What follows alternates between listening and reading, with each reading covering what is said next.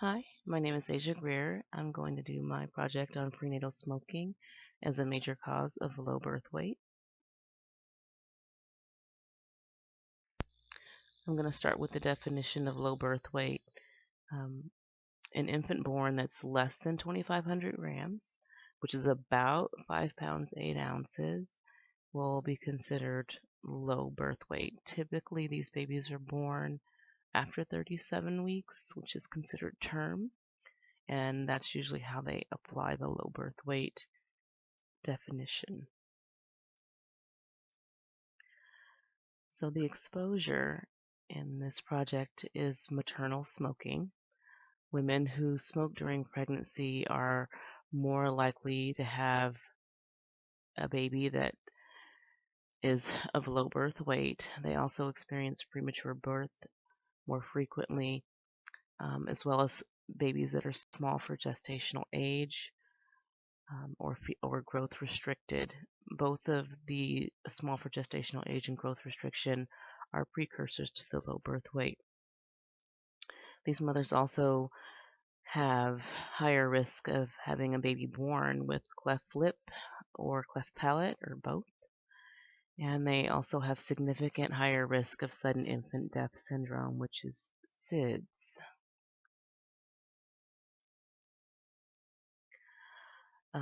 About 10% of women smoked the last 3 months of their pregnancy in 2011.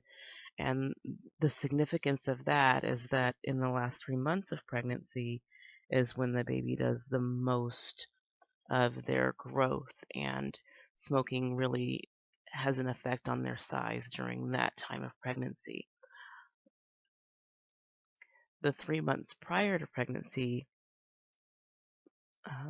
can also affect the growth of the baby, and 23% of women reported smoking in the 3 months before pregnancy as well.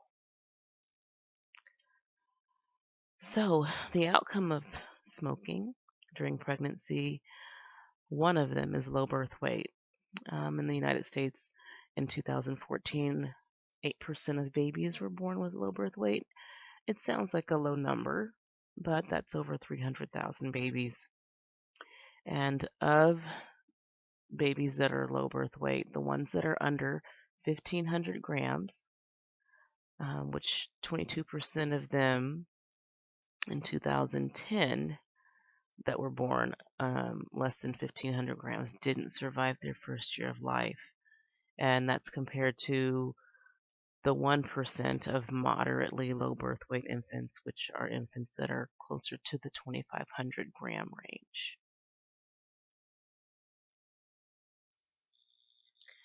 So being born with low birth weight places infants at higher risk for respiratory distress syndrome, intravascular hemorrhage, which is bleeding on the brain, patent ductus arteriosus, which is a PDA, which can lead to heart failure, NEC, or necrotizing enterocolitis. So with the respiratory distress syndrome, babies lack surfactant. They may need oxygen or assistance breathing with a CPAP or even on a ventilator. The brain bleeding can be severe and cause brain damage, and even death in some cases, as well as the respiratory distress syndrome. And of course, the heart failure can do the same. The necrotizing enterocolitis, babies will have to be on pretty strong antibiotics to get rid of that, and sometimes it's so severe that they need part of their bowel removed. So infants that are even over the low birth weight range and they're just on the lower end of average, they have twice the risk of early death than infants that are heavier.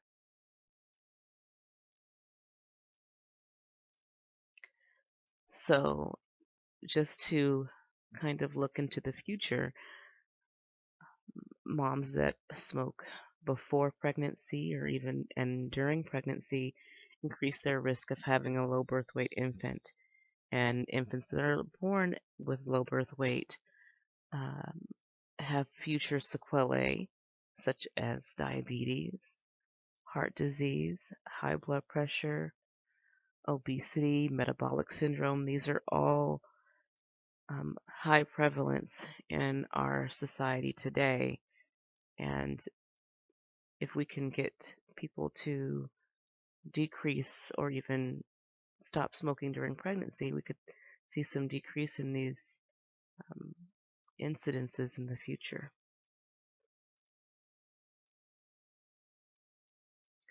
So the 3 studies I looked at were all retrospective cohort studies which looked at smoking. Some of them looked at how many cigarettes per day, like the DEET study, was broken down into 3 categories. The study, the smoking early in early gestation, that one looked at reducing smoking once the mother got into the second half of her pregnancy. And the Blatt article also looked at non-smokers or smokers who only smoked in the first trimester versus first and second trimester all the way throughout their pregnancy. All 3 of the studies showed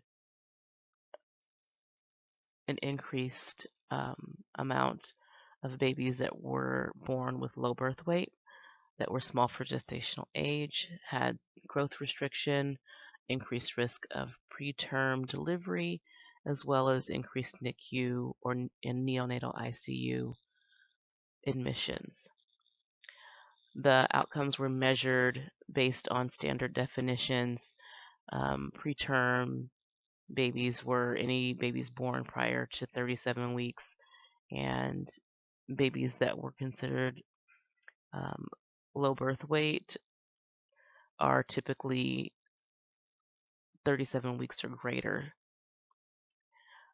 The small for gestational age, that one is a sex and age adjusted birth weight that's below the 10th percentile on growth tables or growth charts.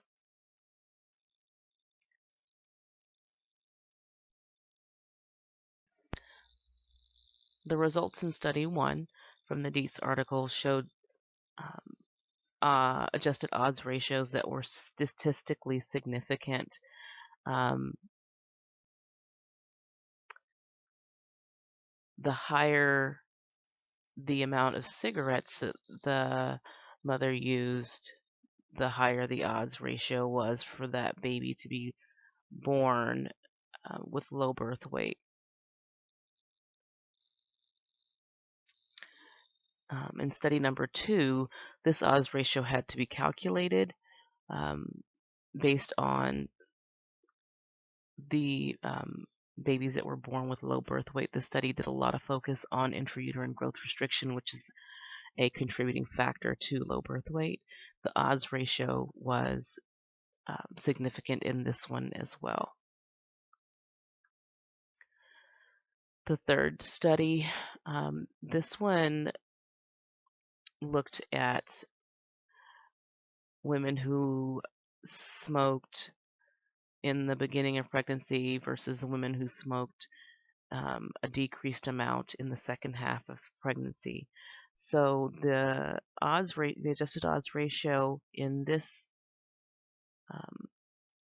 category of people who continue to smoke was a little bit less than the other studies.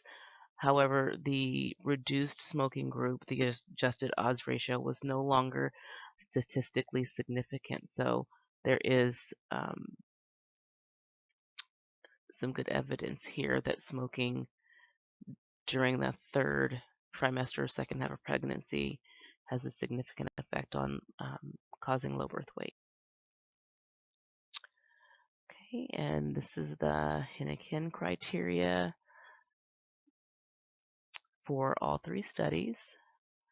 All of them, since they were retrospective, looked at records, birth certificates, vital statistics. So a lot of information could be biased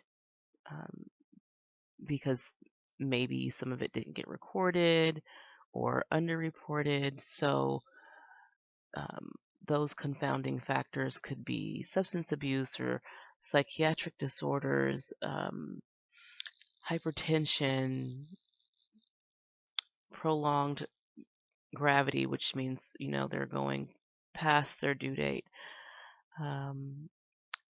So study number 1 and study number 3 did a really good job of controlling for those confounding factors.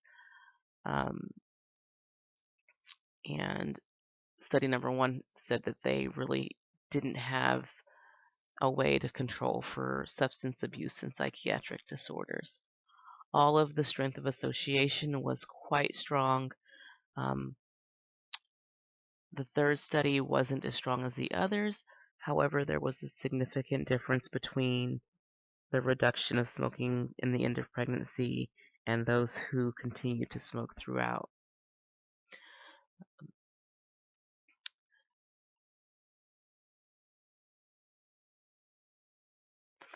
So in conclusion, there's definitely a strong relationship between maternal smoking and low birth weight. Definitely some causation there, and that was shown in all 3 studies. Definitely a dose-dependent response as well. It looks like the earlier that mothers stop smoking or reduce their smoking affects the low birth weight rate. So if we can get our mothers to not smoke prior to being pregnant in the preconception time or even early in pregnancy, it can really drastically reduce the amount of low birth weight and the contributing factors such as intrauterine growth restriction and premature birth. So future research should be focused on trying to decrease any barriers that people have to access the resources for smoking cessation. And that will complete my presentation. Please feel free to leave any comments, suggestions, concerns, so that I can get my information to you as clearly as possible. Thank you.